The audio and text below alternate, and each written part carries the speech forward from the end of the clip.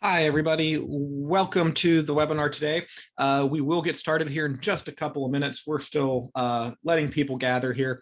Let's tentatively here say we'll get started at 10:05. All right, folks, so we'll get started right at 10:05 here. We still have a bunch of people joining. Thank you and good morning to everybody.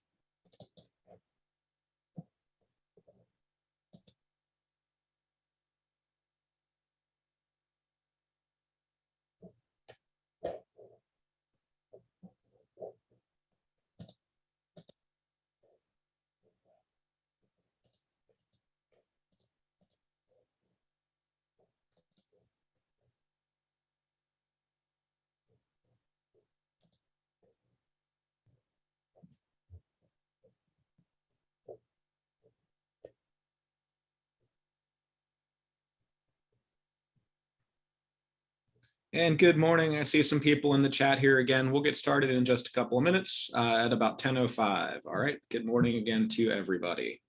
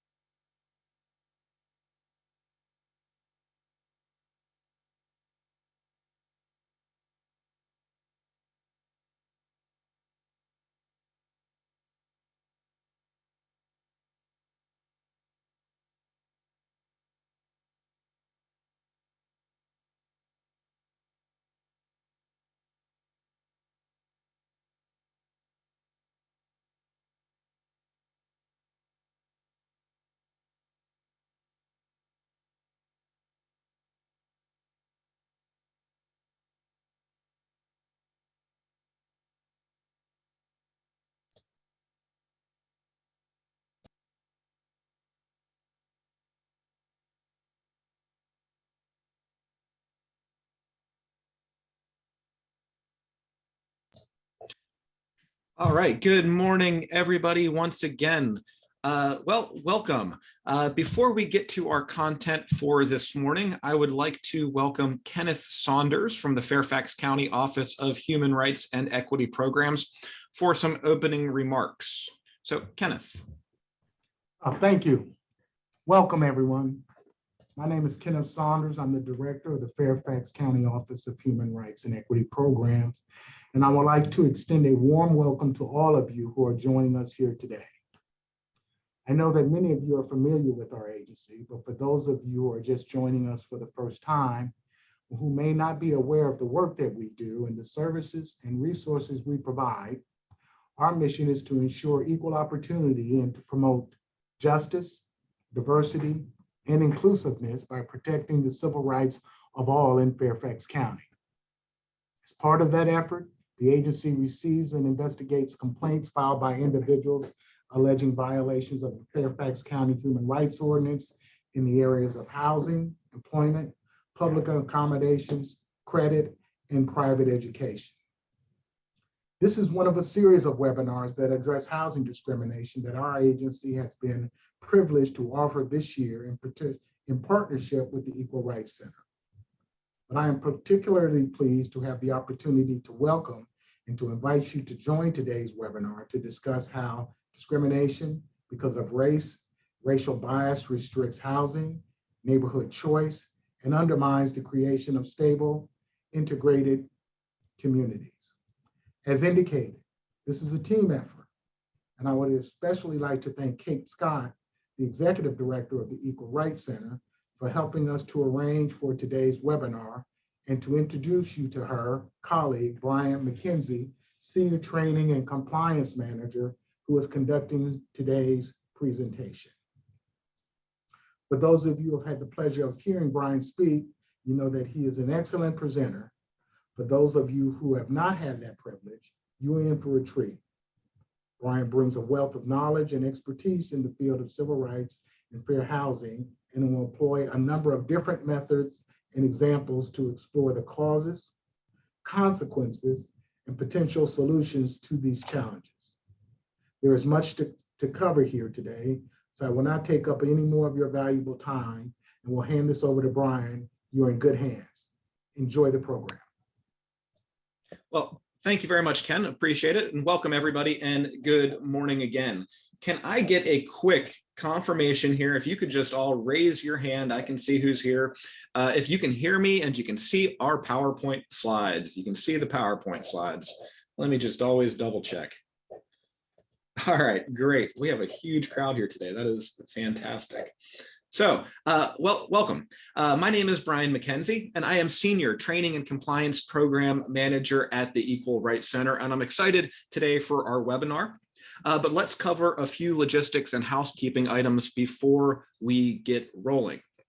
So first and foremost, closed captioning is available in your toolbar. For closed captioning, all you need to do is click on the live transcript button in the toolbar at the bottom of your screen, and then select Show Subtitle. Okay. Secondly, I do encourage participation here, even though we have a big group here today, but I do want you to feel free to throw things into the Q&A or into the chat tool. I'm on top of it and have some great folks from the ERC here helping me out today as well.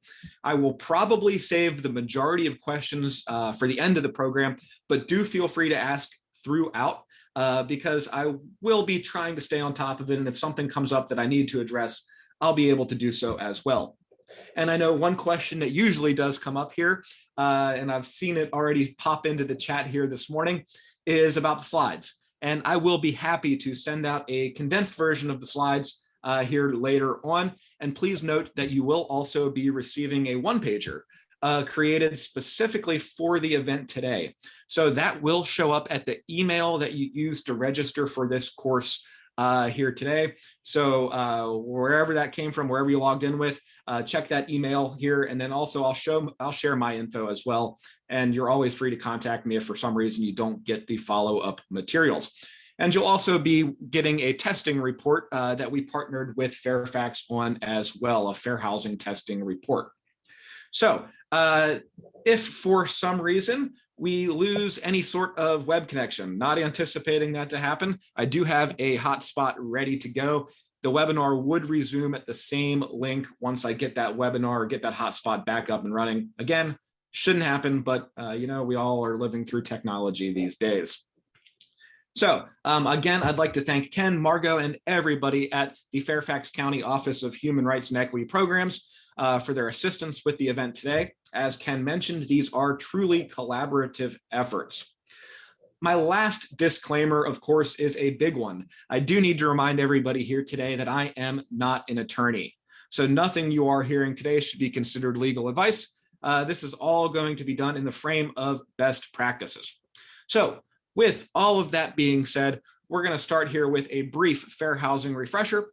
And then we're going to discuss ways that racial bias plays a role in restricting housing and neighborhood choice. So let's get started here today. So we're here today to talk about fair housing, of course, and we can start with just a basic definition. The sale, the rental of housing free from discriminatory practices or policies, while continuing to treat everyone equally and with respect.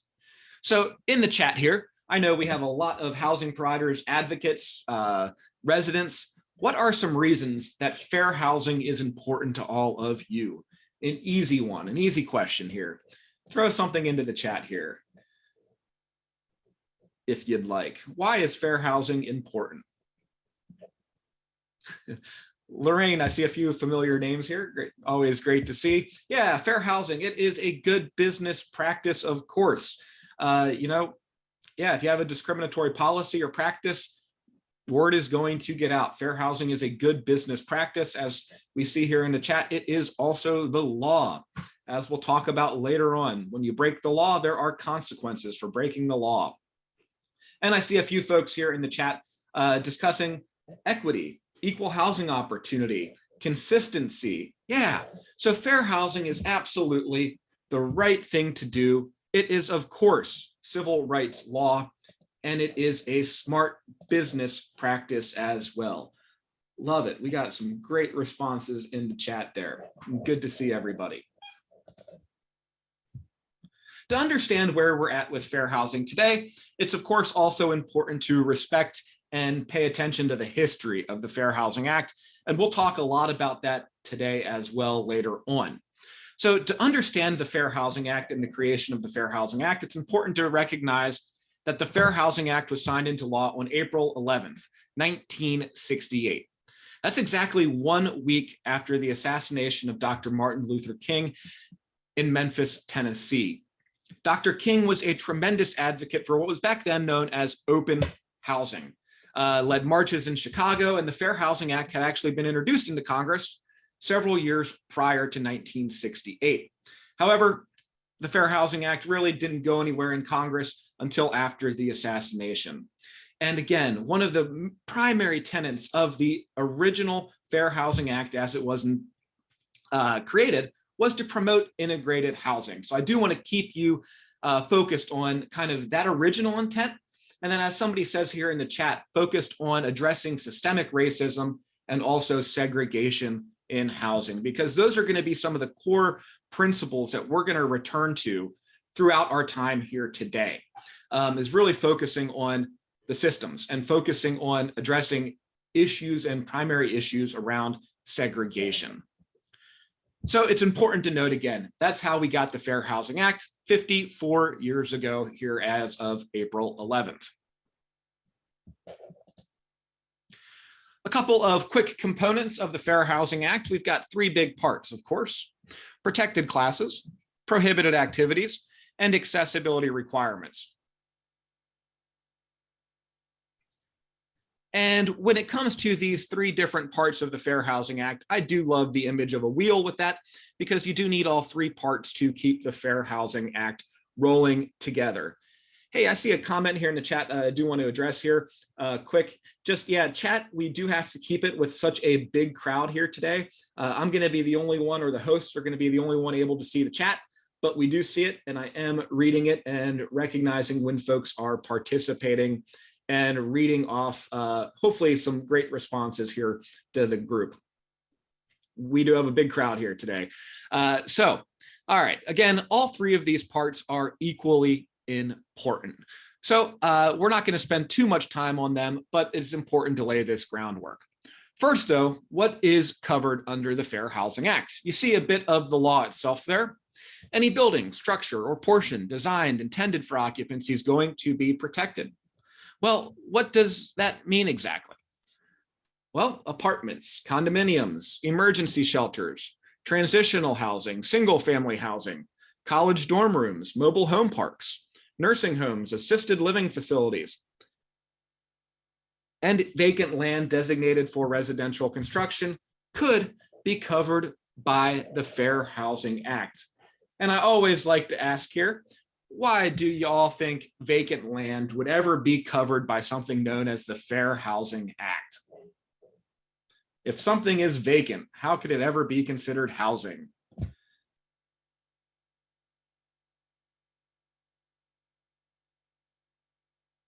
Yeah, it's for future purposes here because people could live on it. Yeah, great answers there because it has the potential for development as well.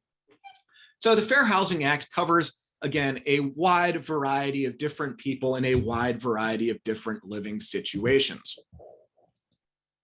There are some exemptions to the Fair Housing Act. We are not going to get too pinned down into this conversation today, but do know that there are exemptions that do exist. The very, very first thing I would say to everybody here is you need to know your local law. But there are some common exemptions. For example, you see that housing for older persons 55 and up, that could be an exemption called a HOPA property. Religious organizations could be exempt as well. And then again, in your local area, you may have small landlord exemptions. And I'll talk more about Virginia exemptions in just a second, since we're here partnering with Fairfax today. Please note, though, in many of your local areas, these small landlord exemptions are valid unless you hire a real estate agent or a management company, or you make a discriminatory statement, which does include advertising. So again, we're going to kind of keep moving through this, but I know there are generally some exemptions out there, and you need to be, again, aware of the exemptions in your local area. For today, I'll highlight our exemptions in Virginia. Again, small landlord exemptions applies to a landlord who owns 3 or fewer single-family homes. We have Mrs. Murphy exemption, which applies to an owner or landlord who lives in one of the units of a dwelling with 4 or fewer rental units. And there is an exemption that applies specifically to source of funds as well. I know that might be a new phrase for some of you, but we'll talk more about source of funds later on. But this exemption applies to all housing providers who own more than 4 rental dwelling units or over a 10% interest in more than 4 rental dwelling units in Virginia. So these are our specific exemptions for Virginia, and provides the definition for what that small landlord might be. So thank you here in the chat. All right, so now that we've covered when the Fair Housing Act applies and when it may not apply, again, check your local law. Let's talk about the first part of that wheel, which is of course going to be protected classes.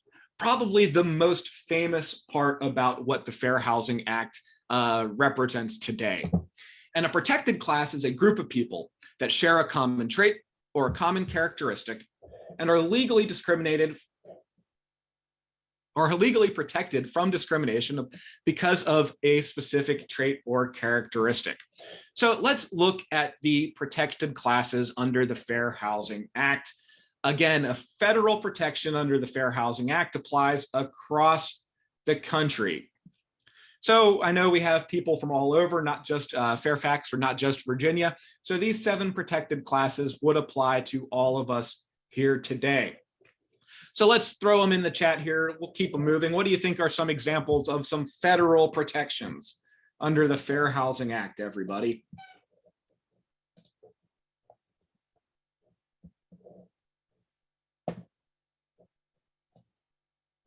Yeah, sex or gender, race, disability, family status, religion, absolutely.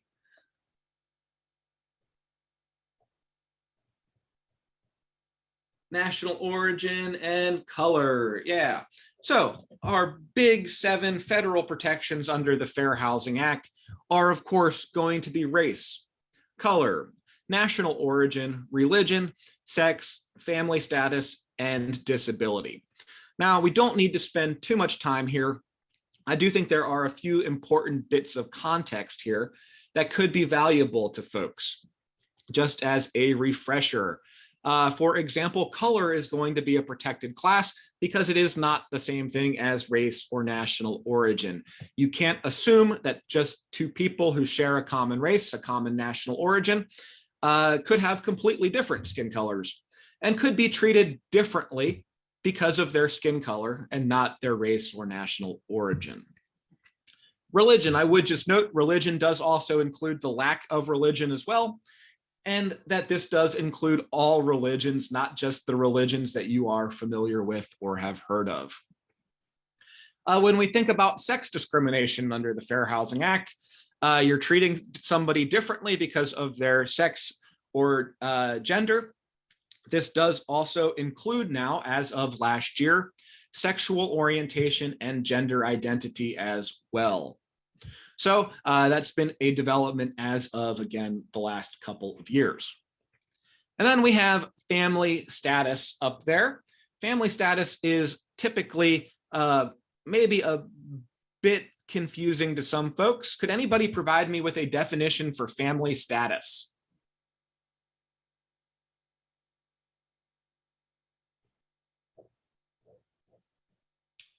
Yeah, so got a couple of responses here. I see a few folks referring to sort of marital status, and I think that's where this one gets a little tricky for folks. Is you think about the structure of the family, and it actually has nothing to do with parental structure. It could be a single mom, a single dad, a married couple, an unmarried couple. It is specifically referring to families with children under the age of 18 or pregnancy as well. So family status. And I'm loving all the participation here today. I do see so many folks jumping into the chat, which is great to see. So these are our big 7 federal protections under the Fair Housing Act. Does anybody have any questions as it refers to these 7 here? And again, feel free to throw those into the chat at any point.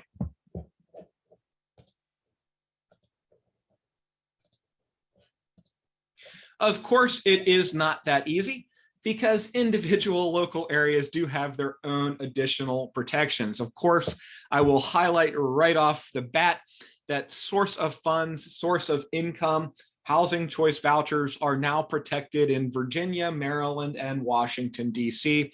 across our region. So you need to know your local law. Your city, your state, your county could all have additional protected classes that do extend beyond the Fair Housing Act. If you happen to be a housing provider and and this is news to you, I do recommend, especially if you're in our area here in our region, you need to get on your local protections and make sure you're aware and up to date. All right, I will walk through, though, of course, Virginia protections here for our local Northern Virginia area. Statewide in Virginia, we have elderliness, which refers to 55 and up. Sexual orientation or gender identity as well. We talked about those now being encompassed under the federal law. We have military status. For example, with military status, this could refer to steering veterans to a particular neighborhood, or also stereotypes about veterans as well. And this also does include active military duty as well. And then we have source of funds up there, which does, of course, refer to housing choice vouchers. For example, a housing provider saying no Section 8. Or making it more difficult to rent to a voucher holder, or misapplying income requirements as a whole. And we'll talk about this all in just a couple of minutes. So source of funds protections is, of course, a big hot topic in the region, or source of income. And again, we'll be talking and diving more into this specific protection towards the end of our time here together today.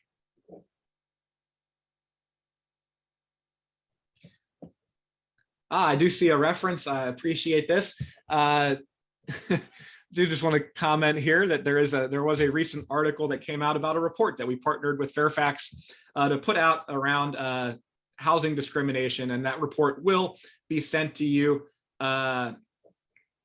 as well here later when we talk about and send out some resources. And disability, I do see this, I'll circle back to that one as well. Disability does refer to not only physical disabilities, but mental disabilities as well. So I do see some comments and questions about source of funds. We are going to come back to that later on, and I promise you your questions will be answered. All right, so continuing on with some local area protections. Arlington County, we've got marital status and sexual orientation. Falls Church, we have marital status. The City of Alexandria, sexual orientation or gender identity. Ancestry, marital status and age. And Fairfax, we have marital status, and Prince William County, we have age or marital status as well. Please note, if you do see or do not see your local area up here in Virginia, you may have exemptions or you may have protections. Please, again, you need to know your local law. These are just a quick overview of our local area.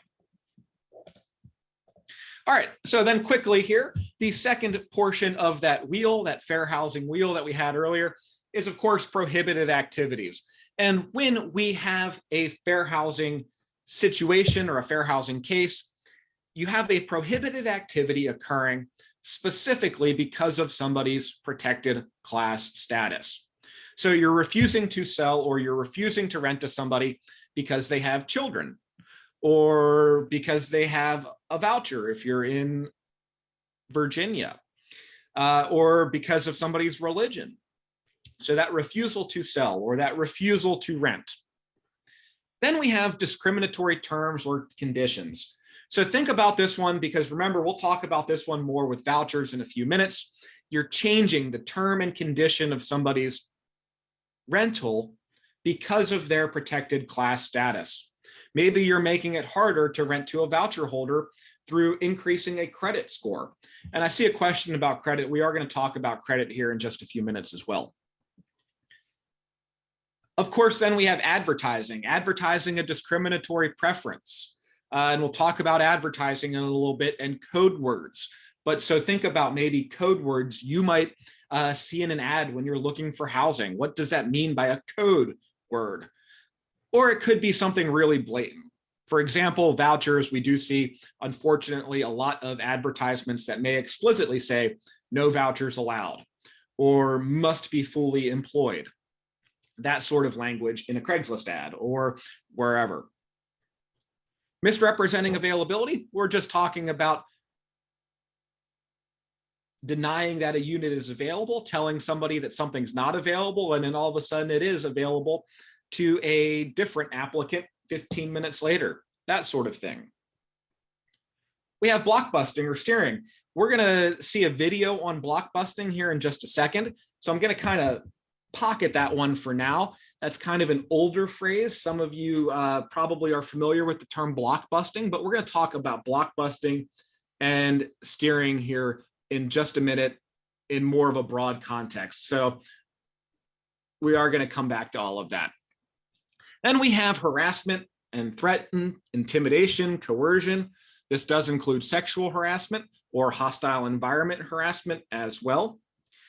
And retaliation is included under the prohibited activities as well. So perhaps you're retaliating against somebody because they have filed a fair housing complaint against you, for example. All of that is going to be covered. So these are our prohibited activities. And then in general, any conduct which makes available or denies dwellings. So we kind of have that umbrella term as well. So you think about the prohibited activities and you're ultimately denying housing opportunity for somebody because of their protected class status.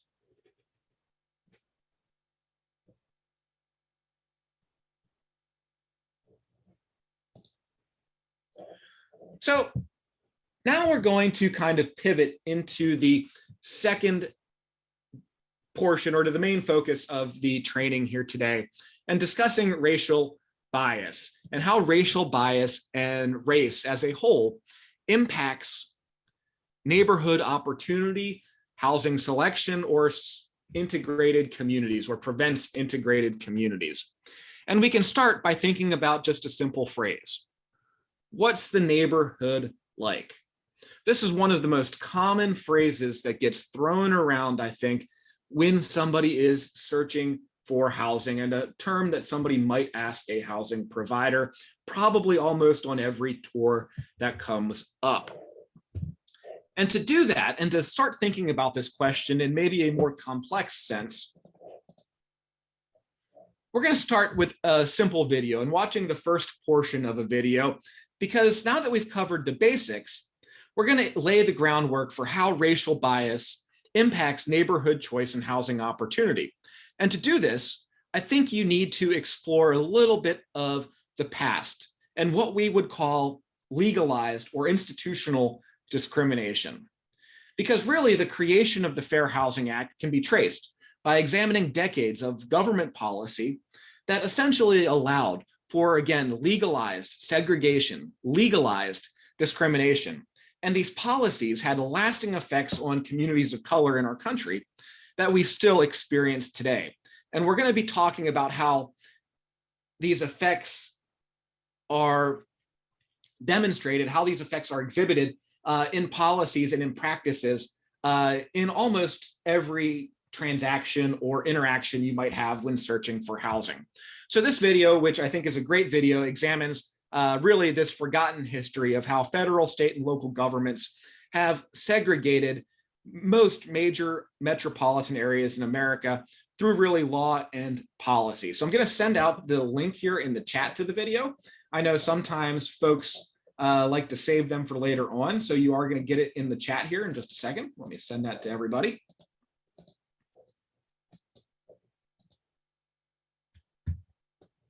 And it is from a great book called The Color of Law. I do see somebody referencing that in the chat here as well.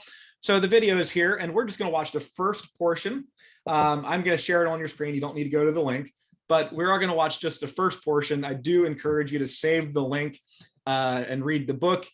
They're both excellent, and to watch the entire portion, but we're just going to watch the first portion here today. So stick with me for just a second as I bring up the new screen share. And we should be in just a second here, ready to go.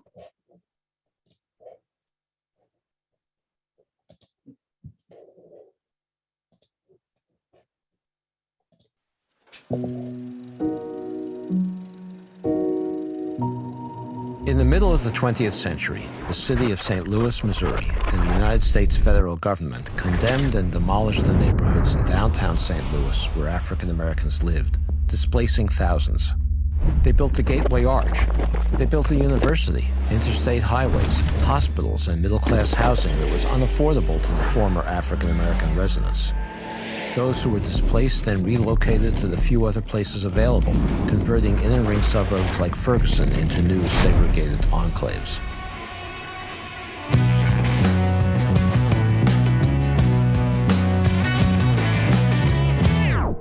We have been led to believe that racial segregation in housing was de facto segregation, by accident or the result of private prejudices. Yes, private prejudice clearly contributed to segregation, but by itself it could not have segregated the country without the intention of the federal government to segregate neighborhoods throughout the nation.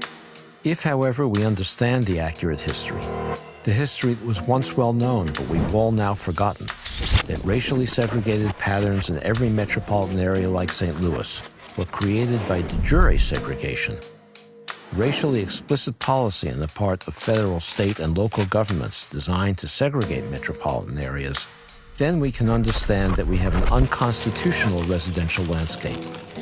And if it's unconstitutional, then we have an obligation to remedy it.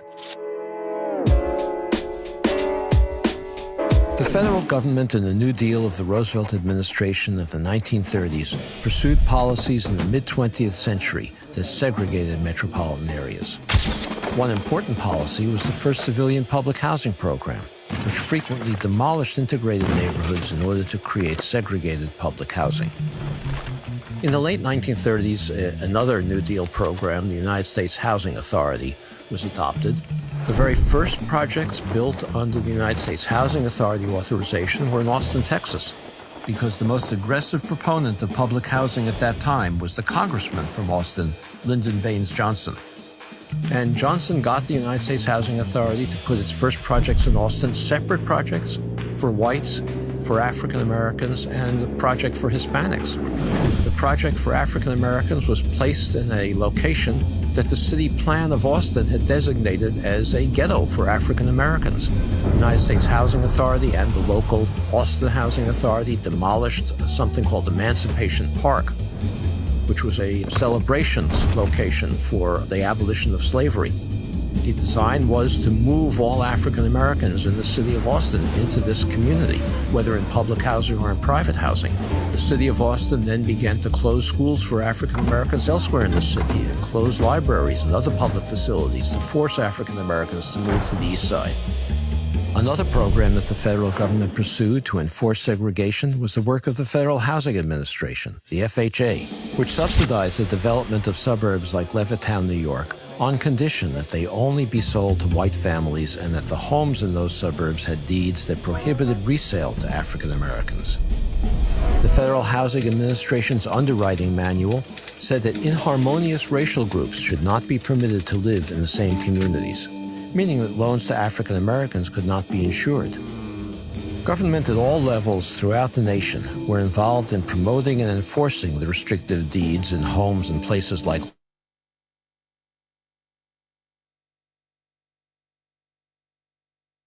private agreements.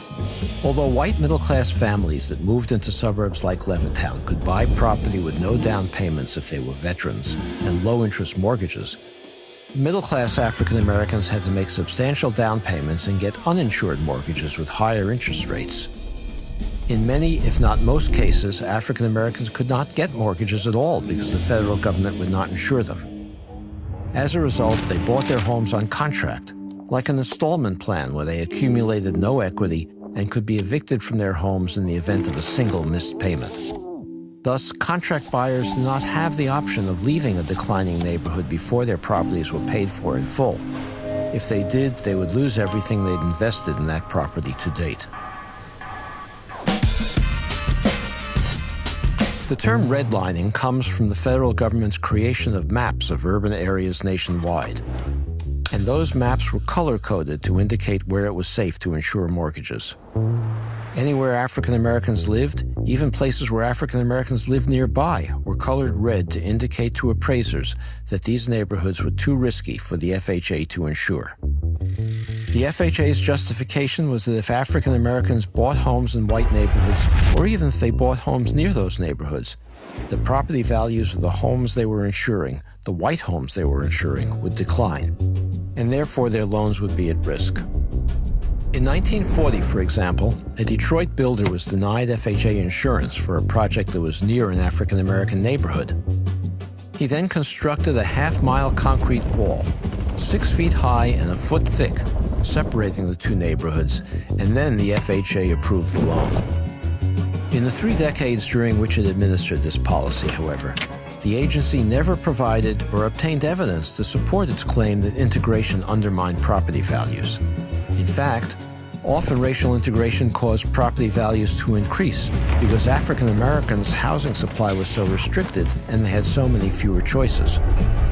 If African Americans had access to housing throughout metropolitan areas, supply and demand balances would have kept their rents and home prices at reasonable levels. Without access, landlords and sellers were free to take advantage of the greater demand relative to supply for African American housing. A 1946 National Magazine article described a Chicago building where the landlord had divided a 540-square-foot storefront into 6 cubicles, each housing a family. He had similarly subdivided the second story. Total monthly rent was as great as that generated by a luxury apartment on Chicago's Gold Coast along Lake Michigan. Such exploitation was possible only because public policy denied African Americans opportunities to participate in the city's white housing market.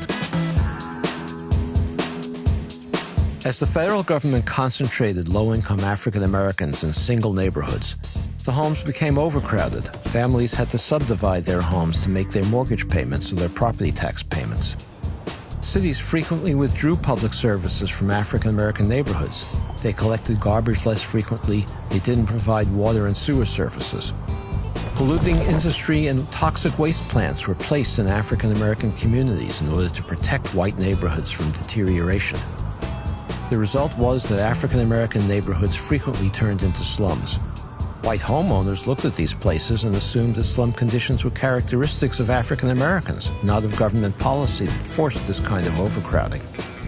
White homeowners then became resistant to African Americans moving into their neighborhoods because they thought they would bring slum conditions with them. Of course, the slums were not created by the people. They were created by the forced concentration, the overcrowding in these neighborhoods. Blockbusting was a scheme in which speculators bought properties in borderline black-white areas, rented or sold them to African-American families at above-market prices, persuaded white families residing in these areas that their neighborhoods were turning into African-American slums and that values would soon fall precipitously, and then purchased the panicked white homes for less than their worth. Blockbusters' tactics included hiring African-American women to push carriages with their babies through white neighborhoods, hiring African-American men to drive cars with radios blasting through white neighborhoods, or making random telephone calls to residents of white neighborhoods and asking to speak to someone with a stereotypically African-American name, like Johnny May. State licensing agencies that regulated real estate agents could have easily stopped this practice. All they had to do was to lift the license of one or two real estate agents who engaged in these practices, and the practices would have ended. While many de jure segregation policies aim to keep African Americans far from white residential areas, public officials also shifted African American populations away from downtown business districts so that white commuters, shoppers, and business elites would not be exposed to black people.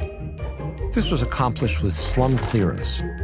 One slum clearance tool was the construction of a federal interstate highway system. In many cases, state and local governments, with federal acquiescence, designed interstate highway routes to destroy urban African American communities. In the 1950s, there was a white middle-class neighborhood in Los Angeles that wealthy African Americans began to move into. It was called Sugar Hill. The first thing that happened was that the neighborhood association got together and tried to buy out the African American families who were moving in, offering them more money than the African Americans had paid in order to get them out of the neighborhood. When that didn't work, white homeowners tried to enforce a legal agreement prohibiting them from living in the neighborhood. And when that didn't work, the city council then decided it would be an African-American neighborhood.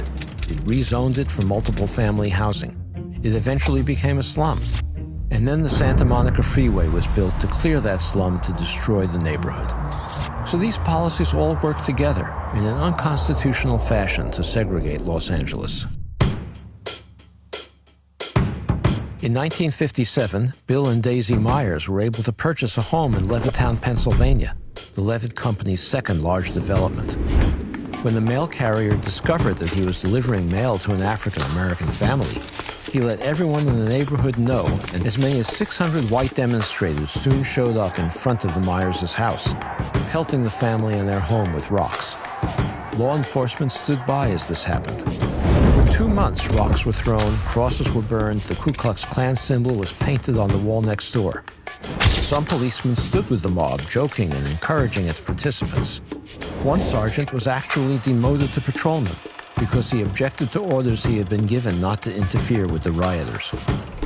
In 1951, World War II veteran Harvey Clark, his wife Janetta, and 2 small children rented an apartment in all-white Cicero, a suburb of Chicago. When the Clarks refused to leave, a mob of 4,000 rioted, raiding the apartment, destroying the fixtures, and throwing the family's belongings out the window onto the lawn where they were set ablaze. Time magazine reported that the police officers present, quote, acted like ushers politely handling the overflow at a football stadium, unquote. The only people at the grand jury indicted were Harvey Clark, his real estate agent, his NAACP attorney, and the white landlady who rented the apartment to him, as well as her attorney, on charges of inciting a riot and conspiring to lower property values. Stories like this were commonplace, and state-sponsored violence was a means, along with many others, by which all levels of government maintained segregation. Today, African-American incomes are about 60% of white incomes. But African-American wealth is about 10% of white wealth. Most middle-class families in this country gain their wealth from the equity they have in their homes. So this enormous difference between a 60% income ratio and a 10% wealth ratio is almost entirely attributable to federal housing policy implemented through the 20th century. African-American families that were prohibited from buying homes in the suburbs in the 1940s and 50s, and even into the 60s by the Federal Housing Administration, gained none of the equity appreciation that whites gained. Across the country in new developments, these homes in the late 1940s and 1950s sold for about twice national median income. They were affordable to working-class families with an FHA or VA mortgage.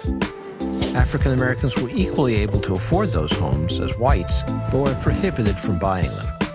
Today, those homes sell for $300,000 to $400,000 at the minimum, 6 to 8 times national median income.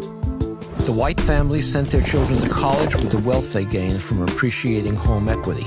They were able to take care of their parents in old age and not depend on their children. They were able to bequeath wealth to their children. None of those advantages accrued to African Americans who, for the most part, were prohibited from buying homes in those suburbs. So in 1968, we passed the Fair Housing Act that said, in effect, okay, African Americans, you're now free to buy homes in the suburbs that had been forbidden. But it's an empty promise, because those homes are no longer affordable to the families whose parents or grandparents could have afforded them when whites were buying into those suburbs and gaining the equity and wealth that followed from their purchases. All right, and I'm going to stop that screen share there. So stick with me here as I bring back up our PowerPoint. Again, I do strongly encourage you to finish the video or to check out the entire book that the video is based on. It is called The Color of Law by Richard Rothstein. So again, both great things, and I do encourage you to see the whole video as well, because this has really established essentially the groundwork for the next couple of slides here. And I'm going to bring up the PowerPoint in just a second. I know that y'all can't see it here yet. Just give me 1 minute to make sure I've got my share settings correct here.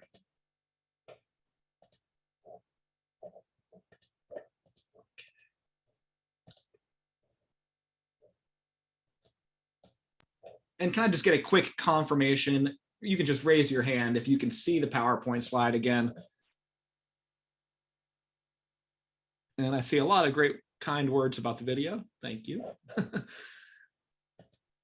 All right, so yeah, the video is really powerful because I think that it lays and provides the background of the institutional and legalized discrimination that occurred for decades throughout the country, and essentially ended up resulting in the Fair Housing Act, which was supposed to correct these mistakes and fully, hopefully, foster and promote integrated communities. And of course, what we've seen over the last 54 years of the Fair Housing Act is that this is not true, that it hasn't happened, I think, the way that, you know, the creation of the Fair Housing Act was originally so hopeful to do so. So now that we have the understanding of this institutional framework, we're going to now look at the many ways that sort of discrimination has shifted, especially with regards to race and racial bias over the years from those big policies like redlining, blockbusting, et cetera. And the first one that I'm going to highlight is really the use of racially coded language. So if I ask you here in the chat, what's one thing that is important to you when deciding where to live? Throw some ideas here into the chat.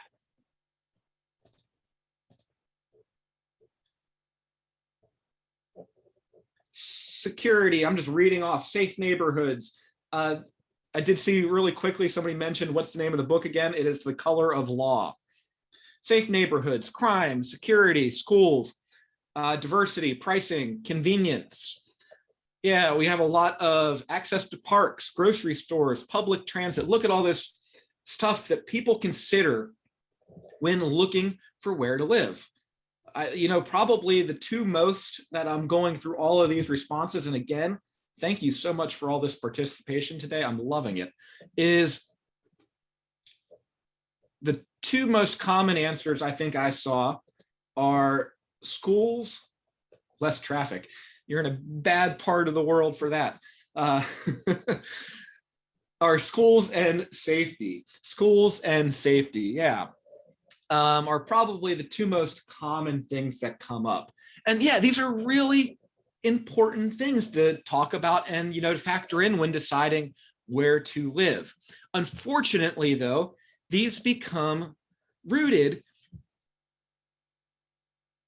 and in racially coded language, and housing providers may engage in conversations regarding school, regarding safety, in the conversations that are being directly influenced, even though they may not say the race or the national origin or protected class of the people in the neighborhood. These conversations do become influenced directly by the race of an individual who might be asking that question. So because of segregation, because of racial stereotypes, and again, the segregation often that was created by legal policies in the early parts of the 1900s, Americans can engage in these racially coded conversations and perhaps never contain explicit references to race. These examples that we're about to discuss here are from a Newsday investigation into these common questions, like the ones that you all cited here: schools, safety, etc.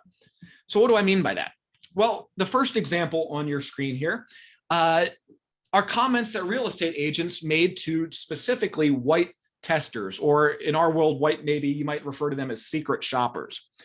Testing is a simulated housing transaction where we are going through the process of housing, and this language, or of a housing search, and the language you're seeing on your screen here again was told only to white testers, and not in this situation to Black testers. So additionally, in this situation where the real estate agent says you don't want to have Brentwood school districts, you want to have Bayshore school districts. Or in the second example, the agent says if you're in Massapequa, you only want school district 23. Well, even though, again, the agent is not referring to race or national origin in an obvious sense, in many areas of our country, neighborhood segregation, again created by institutional policies, correlates strongly with school segregation. And these agents know that they can use racially neutral references to school districts to convey information that has racial implications. So for the examples up there on your screen, on the left there, Brentwood only has 661 students out of 18,000 that were white. That's just a simple Google. And with Massapequa School District, it is in fact 90.8% white as well. So you see that these again have racial connotations, racial implications, even though the agents never mention race explicitly and only discuss these things with a white tester.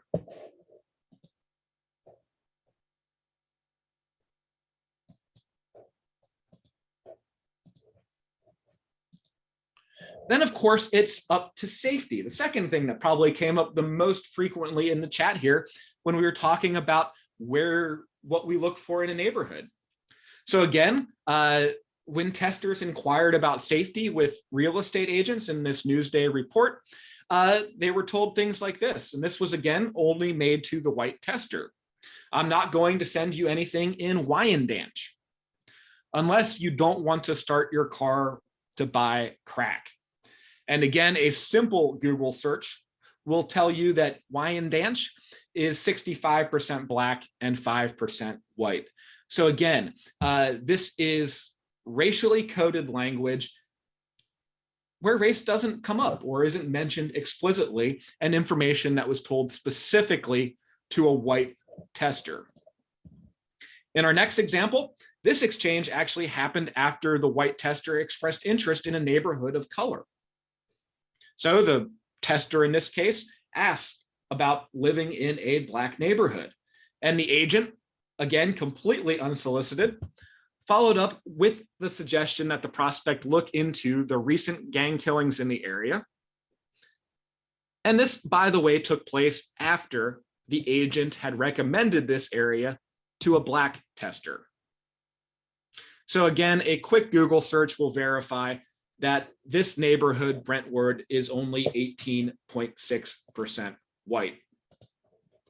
So safety, schools, these are all topics that, yes, we're all very passionate about, but it's important that housing providers not be reliant on essentially racially coded language that is a direct result of the policies we saw in that color of law video earlier today.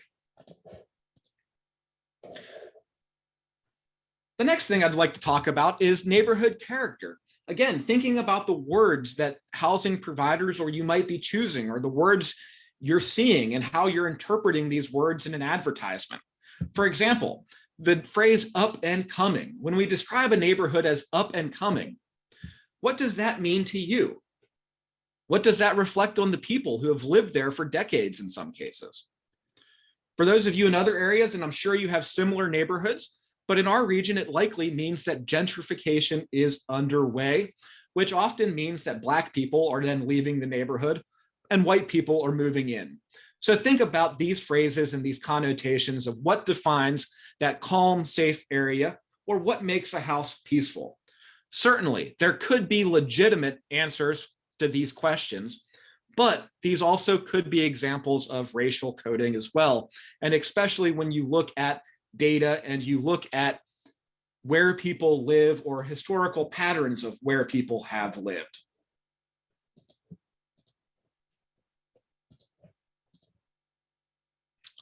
So now that we discussed quickly their racially coded language, the next thing we'll talk about is racial bias and qualification measures. So again, fair housing laws are legal minimums that require compliance. However, it's important to keep in mind a couple of things I think I've reiterated a few times here, but when we talk about these qualification measures, the intent of the Fair Housing Act was, again, to promote integration. And also that the Fair Housing Act was passed more than 50 years ago. That's a long time ago. It couldn't possibly contemplate all of the changes that we've witnessed in housing markets since that time. So often now, racial bias is not reflected on redlining or blockbusting perhaps, but it's reflected through the use of or selective implementation of certain qualification measures. And the qualification measures that I'm going to highlight here today are credit screening, criminal background checks, and of course, income requirements as well, which in this case are going to refer to source of funds or source of income protections.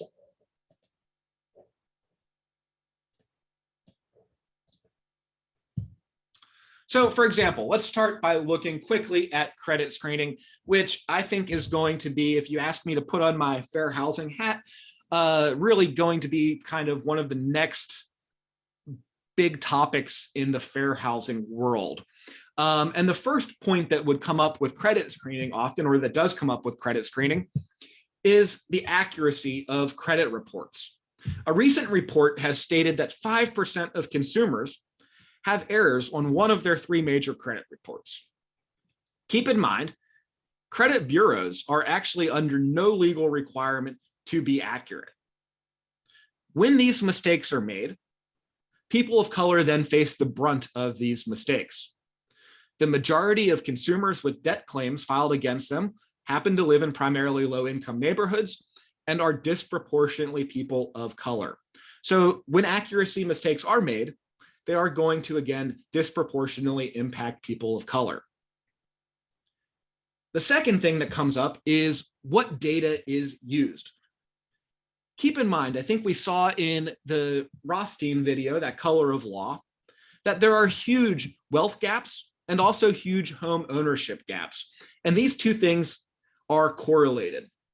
For example, when we think about the home ownership gap, what we see is a 44% Black home ownership rate versus a 74.5% home ownership rate for white consumers. However, credit score often only takes into account home ownership and not necessarily rental payment history or utility payments or cell phone payments, which should also be high indicators of your likelihood to pay or your likelihood to impact your credit as well. So it's selective data that certainly benefits white consumers because of that home ownership gap. Additionally, 26 million folks across the country are credit invisible, have no credit score. And this, again, unsurprisingly, impacts people of color at higher rates. For example, this adds up then to what you see there, which is 1 in 5 Black consumers, 1 in 9 Hispanic consumers have FICO scores under 620, compared to just 1 in 19 for white consumers. Again, think about that Rothstein video, where as the video discussed, discriminatory practices like redlining, blockbusting, things that happened 60 years ago, directly prevented Black families from purchasing a home, and then future families from benefiting from that inherited wealth that could have benefited credit scores for generations through that continued home ownership.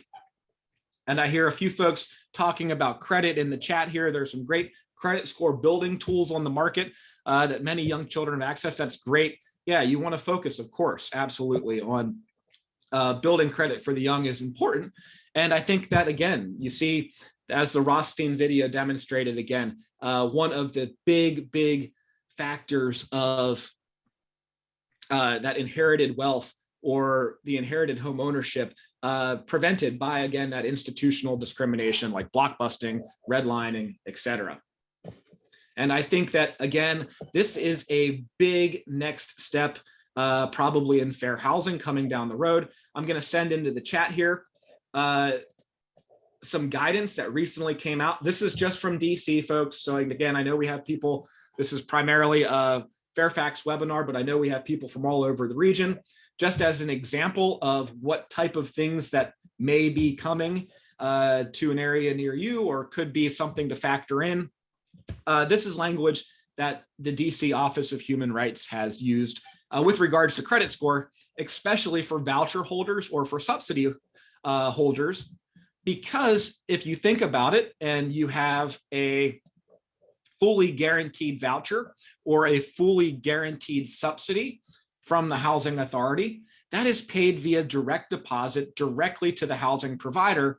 And I think that you could make a really strong argument that the credit score doesn't matter so much if a voucher holder has, again, that fully guaranteed voucher, that fully guaranteed subsidy. So again, I think that's just something I would be forecasting. The next one that I talk about is criminal record screening. And again, you need to think about big picture problems in our country. And across the United States, people of color are arrested, convicted, and incarcerated at rates that are far disproportionate to their share of the population. Locally, African Americans make up 90% of the inmate population in DC, despite being just 49% of the total population here. And this sort of overrepresentation means that housing providers and folks who may be using criminal records checks could be having a disproportionate impact, a discriminatory effect, again, on people of color because of this systemic bias, throughout the criminal justice system that people have talked about so frequently over the last few years. And HUD, the Department of Housing and Urban Development, put out some guidance on this subject a few years ago and talked about the ways that criminal records checks can be seen or utilized in a discriminatory manner. For example, if it falls or the burden falls more often on renters or other housing market participants of one race or national origin over another. So I think we're kind of referring to a blanket ban there. Or when you treat somebody differently because of their race or national origin and somebody has the same criminal record. So you're willing to work with somebody of a certain race or national origin and not work with somebody of another race or national origin. So what should housing providers be doing when they're looking for criminal records checks or they're utilizing a criminal records checks? Well, first, really not using, again, what's known as a blanket ban. This was just one example of a blanket ban we used to see in housing frequently. This is a copy and pasted case. Just ask, have you or any applicant or occupant ever been convicted of a felony? In this situation, the individual is warned that we're unable to lease to anybody who has been convicted of a felony. And should you have any questions, to please contact the leasing office. If the individual decides to click yes, they would automatically be removed from the website as a whole or rejected. So that is called, again, a blanket ban. So it's important that housing providers instead, again, combat racial bias in these checks and to combat racial bias in the criminal justice system, utilize what is called that individualized review. So what does that mean? What is an individualized review? Well, whether or not a conviction occurred. An arrest record should not be utilized. An arrest does not mean anything. What type of crime occurred? When did that crime occur? So DC, for example, uses a 7-year look-back window. And you should be willing to consider any evidence of rehabilitation efforts. Again, this is an individualized assessment. The Virginia Attorney General last year, I believe, put out a model tenant screening policy. I'm going to share the link for that in the chat. That does take into account and provide an example for what an individualized review may look like. Hi, I see somebody in the chat here with the DC link earlier. I think the link was too long for Zoom, so you may actually just need to end up copy and pasting that whole link. Yeah, you're gonna need to copy and paste the whole link there, folks. But there also is that model policy for tenant screening provided by the Virginia Attorney General in 2021 that does provide an individualized assessment or an example of what is an individualized assessment. And then the last item that we're going to talk about is, of course, the use of income requirements in a world where now source of funds is protected again across Maryland, Virginia, and Washington, D.C. And we're going to start by looking at a portrait of voucher holders in Fairfax County. And we're going to talk then about the role that source of funds discrimination has played in perpetuating that segregation that was established decades ago over the years and why these new protections are so important. So again, first, let's take a look at a portrait of voucher holders locally. You see here, 72% of households have a female head of household with a voucher, 77% with a disability among head of household or partners, 37% of voucher holders are aged 62 and up, 76% are minority, 51% are specifically Black, 34% of households have wages that are a major source of income or the major source of income, and just 3% of households have quote unquote welfare, and that's the term the census uses, as the major source of income. So this is a portrait of local voucher holders in our community. And now I want to look at some maps of our local community to see how this correlates. How do these things correlate into, the big picture that Rothstein established in that video of legalized segregation? So you see 3 different maps up there on your screen. And please note that this data, I think importantly, is from before the source of funds protections went into effect in Virginia. But you see here that voucher holders in that middle map are likely to live, or were likely to live, in areas with a higher percentage of Black households. And especially, I think the strongest correlation, of course, is specifically with neighborhoods with higher levels of poverty, which is the map on the right.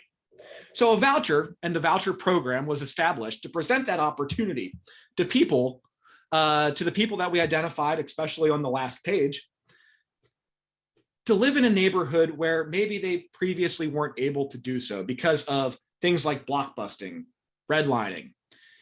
And it sure seems then as if they were prevented from doing so, from having that neighborhood choice, from having that opportunity. So I hope with these new protections in Virginia and really again across the region, what we'll see is, or what we'll begin to see, is maybe these maps will begin to change and to better accomplish the original goal of the Housing Choice Voucher Program. So now I do want to spend a few minutes here walking through what source of funds protections entail specifically for Virginia, some examples, and again, I think really just focusing on why they are so important to combat racial bias, especially in our communities here today. And again, I do see a few folks here with some questions around slides. I will reiterate, these slides are going to be shared. You will get a version of the presentation via your slides, and the webinar is being recorded and will be hosted on, I believe, the Fairfax County Office of Human Rights and Equity Programs website. And so again, all of this information will be shared with you. And I'm going to send my email here at the end, where if you don't receive something, you can certainly contact me. So we'll pocket that for now here. But again, I will share my info here. So source of funds. So again, Virginia law, and I'm now also going to share, I'm sharing so many links here in the chat, some great guidance that Virginia published, a couple, maybe last year or so, that does walk through a lot of these common questions that come up with source of funds. And again, source of funds, source of income, again, is protected across the region. There are a few minor differences in jurisdictions, but keep in mind that generally speaking, when we talk about source of funds, we're talking about source of income. So source of funds refers to any source that lawfully provides funds to or on behalf of a renter or a buyer, including any assistance, benefit, or subsidy program that is administered by a governmental or non-governmental entity. There is a 15-day cap for the source of funds to be approved. I'm going to talk more about that in a few minutes. Common examples, though, of legal sources of funds include housing choice vouchers, disability benefits, veterans benefits, child support, alimony, rapid rehousing subsidies. Again, any legal form of income. A quick overview, just really briefly here, of the Housing Choice Voucher Program. Remember that vouchers are issued by HUD to provide subsidies to over 2 million low-income families, with the original goal to alleviate that effect of concentrating low-income families in high-poverty neighborhoods. Again, effects of a problem that was caused over decades by, again, that legalized discrimination. So I think the big takeaway, the broad takeaway here right off the bat, is remembering housing choice vouchers are a legal form of income. You know what? I'm going to just kind of jump through this slide. I'll leave it up here for a second in case you're completely unfamiliar with the voucher program or the voucher process. Generally speaking, voucher holders contribute a certain amount of their income. The remaining amount is determined by the payment standard of your local area. And then you go through the inspection, the lease process, and both parties do have responsibilities to maintain that decent, safe, and sanitary place to rent. And of course, to also uphold the lease as any other tenant would do. Again, you're paid by direct deposit, hopefully with low vacancy rates and some free annual inspections as well.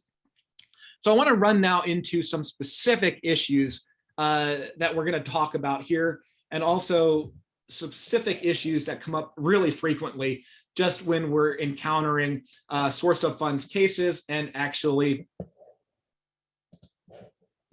working with these policies. So source of funds protections, probably the biggest way, again, that this comes up is through language or advertising. And what do I mean by that?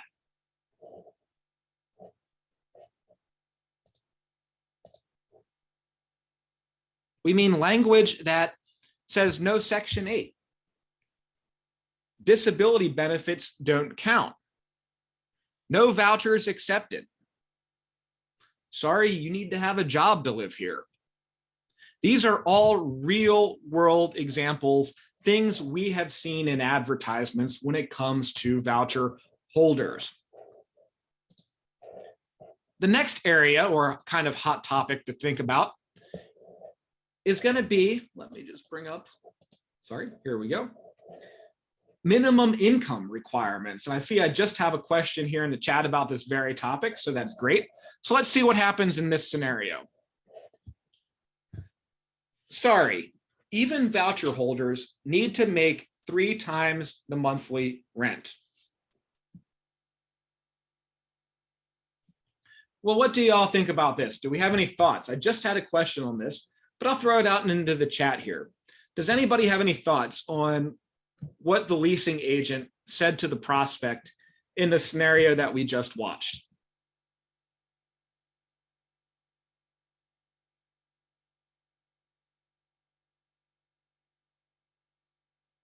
So I've got a few votes who said unfair, unrealistic. If they made 3 times the rent, they wouldn't be eligible for a voucher. I think that's probably accurate.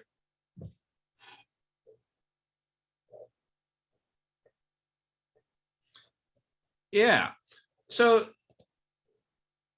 the guidance from Virginia and guidance from other areas as well really emphasizes, and there we go, I think we have one response here that just hit the crux of it, that minimum income checks can still be used. However, it needs to be based on the applicant's portion of the rent in a fair and consistent manner. So housing providers should not be changing their criteria based on source of funds or other protected classes. And again, based on their portion of the rent. This is a neutral criteria that should be applied in a manner that would not result in the automatic disqualification of a voucher holder.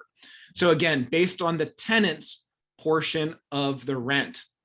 Housing providers can certainly ask about and verify source of funds in a non-discriminatory manner. This is language right from the guidance. However, again, it needs to be based on the applicant's portion of the rent. So that little diagram on your screen there, you have a rent for $2,000. An applicant applies with a $200 voucher or a $200 portion of their rent and an $1,800 voucher. To qualify for that unit, they need to make, or they could make $600 a month or $7,200 a year instead of somebody who's responsible for 100% of their rent. And then it becomes, that $6,000 a month or $72,000 a year. So again, just to reiterate, I think the big bottom line takeaway there, housing providers should only consider the portion of rent that the voucher holder pays. Also, to reiterate that the guidance does clarify that it's not unlawful under Virginia fair housing law for a seller to consider financial terms, conditions, including loan payment, loan amount, loan program, type of loan of a real estate purchase. So the example provided by the guidance says that a seller has 3 offers, that conventional loan, the VA loan, or cash. The seller would not violate source of funds protections by taking into consideration how each person would pay for their home. All right, in our next scenario, let's see what's going on here. Our agent tells our prospects, sorry, rapid rehousing may not cover your rent for the entire year. Anybody in the chat have thoughts on this topic, this subject?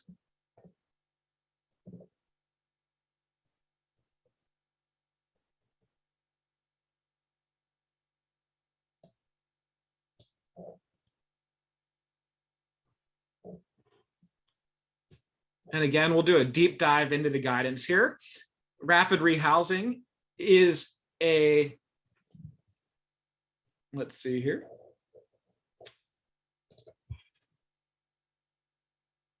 All right, so for this one, Rapid rehousing is a subsidy program that connects families and individuals experiencing homelessness to find permanent housing. It provides assistance to cover rent, deposits, or utility assistance. And the program is ultimately designed to have individuals or families, again, find permanent housing. And rapid rehousing is absolutely a legal source of funds. And the guidance clearly says that housing providers may not refuse lawful sources of funds based on the duration or nature of funding. So yeah, rapid rehousing may not be a guarantee to cover a full year's rent. Again, it's a program designed to help that person find employment and to find permanent housing. But also, the applicant at the time of application, exactly as we have one person chime into the chat here, landlords have no guarantee that other tenants' incomes will not change throughout the year either.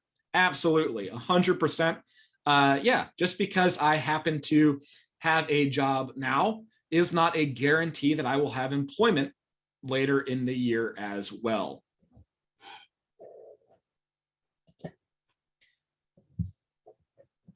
All right, in our next scenario,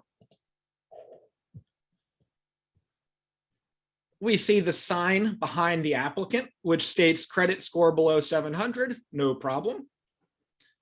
And we see the agent say for somebody with a voucher, we actually require a credit score of 700.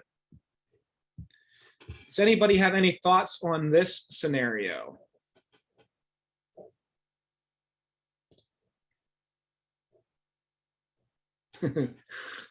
Why post a sign of one thing and say another? I agree. But they're changing, again, I think one response here, changing the criteria for somebody using a voucher. Yeah, it's discriminatory terms or discriminatory conditions. Absolutely. And again, the guidance from Virginia says unequivocally that housing providers should not change terms and conditions of rental to make it harder for a voucher holder to rent from them. One example here, again, the one we just saw and provided, is requiring that a voucher holder have that higher credit score than a non-voucher holder. All right, our next point from the guidance here. Our agent says that he'd love to rent to that voucher holder, but the program is just too complicated. Do we have any thoughts here on this one?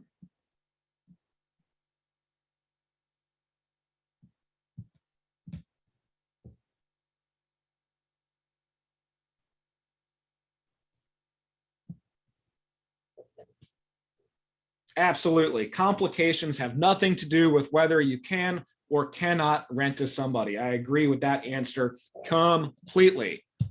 Yeah, and again, the guidance specifically talks about administrative burden or the use of administrative burden, and says that, hey, refusing to rent to a housing choice voucher holder because of an administrative burden would still block housing opportunities for applicants who are otherwise qualified.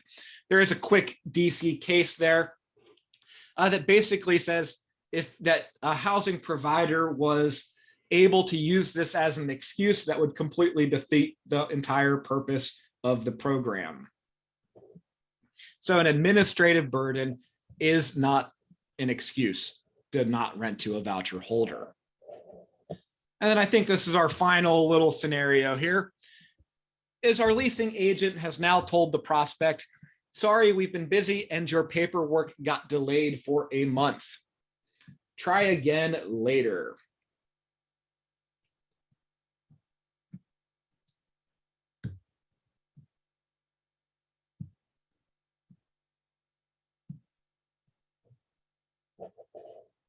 Yeah, so we have somebody who said this is a stalling tactic or no thank you.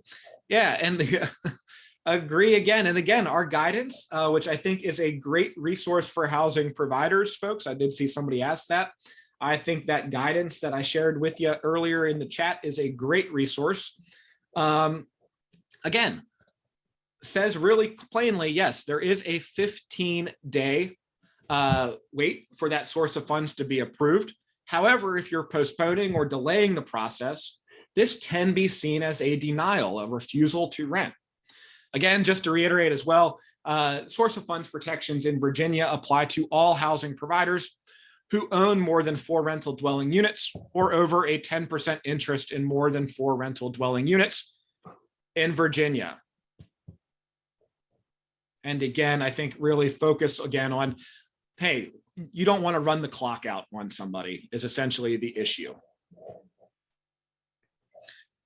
And for your information, the clock starts when the complete request for tenancy approval, the RFTA packet, is submitted, and your source of funds is considered approved on the date a unit passes inspection. Again, this does involve a good faith effort from the housing provider, and purposely delaying that request could again be seen as a denial. So we're ending this almost right on time here. So I think a few best practices that hopefully, kind of echoed throughout the webinar here today is to remember, we always want to use equal qualifications and equal standards. You're providing information equitably. Take care in describing neighborhoods and their features. And remember that there are various source of funds best practices that I always do want to reinforce. Language, discriminatory terms, discriminatory treatment, and of course, those minimum income requirements as well. Again, I think the overwhelming theme of our time together here today was focused on seeing and observing, the decades of legal discrimination through redlining, through institutional discrimination that occurred, especially in the early 1900s, the passage of the Fair Housing Act in 1968, and essentially how the fair housing world has evolved since then. And we still see patterns of segregation throughout the country today, just due to so many other factors, shifting factors over time. The things we talked about today were things like racially coded language, rental qualifications like credit score, criminal background checks, and of course, source of income protections as well. So thank you all very much. I loved all the participation today. We had a huge crew here today. I am going to send out links. This was all of the information, topic materials that we had here today. So you will get this in your email, along with a report from Fairfax about some testing that the Equal Rights Center and Fairfax recently partnered on. I know I had a lot of questions here today. I had tried to answer some throughout, but frankly, there are a few that are up here that are too nuanced to discuss here today. So I'm going to throw my email out into the chat. Right here it is.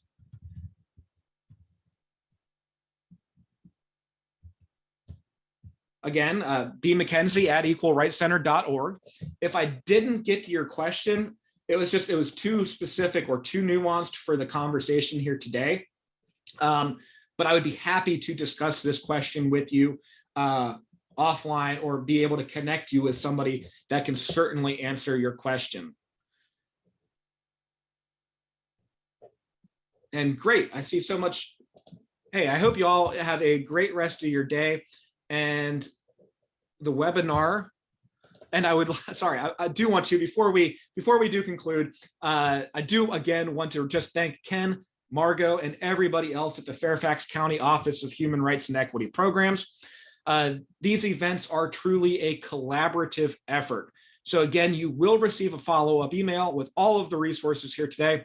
And keep an eye out, there is going to be a one-pager specifically designed about the themes here today as well, and specifically for people that attended the training here today. So you will get all of that here later today or tomorrow. I promise it'll be within the next day or so.